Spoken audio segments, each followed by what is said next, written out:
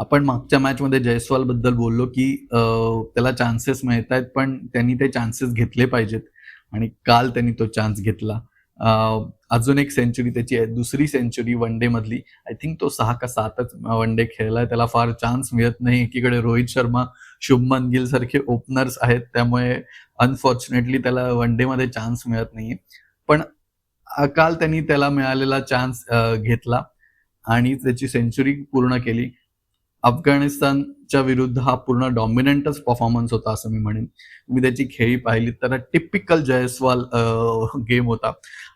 कुठल्याही even of स्टंपच्या थोडा जरी बॉल बाहेर असेल तरी तो कट मारतो आणि तिथे रन्स घेत होता. त्याच्या रन्स तुम्ही खोऱ्यानी पाहिल्या तर थोड्या स्क्वेअरिश असतात रन्स. थोड्याशा फील्डच्या मागच्या साईडला, कीपरच्या मागच्या साईडला बऱ्याच रन्स त्याला मिळतात. आणि शॉर्ट बॉलवर पण तो सुंदर शॉट्स मारतो, पुल मारतो. त्यामुळे बघण्यासारखी खेळी होती त्याची आणि रोहित शर्मा बरोबरची पार्टनरशिप म्हणल्यानंतर बघायलाच नको. भारताने जी ओपनिंग पार्टनरशिप केली तिथेच गेम संपलेला होता. अफगाणिस्तानची टोटल खूप नव्हती. आय थिंक 219 रन्स करणं भारतासाठी कठीण नव्हतं अशा पिचवर आणि अशी बॅटिंग लाईनअप असताना.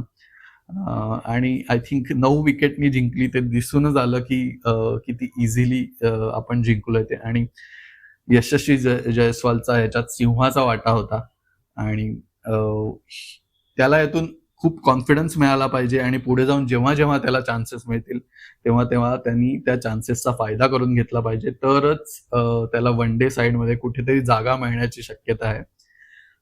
सो जयस्वालला आपण खूप शुभेच्छा देऊया.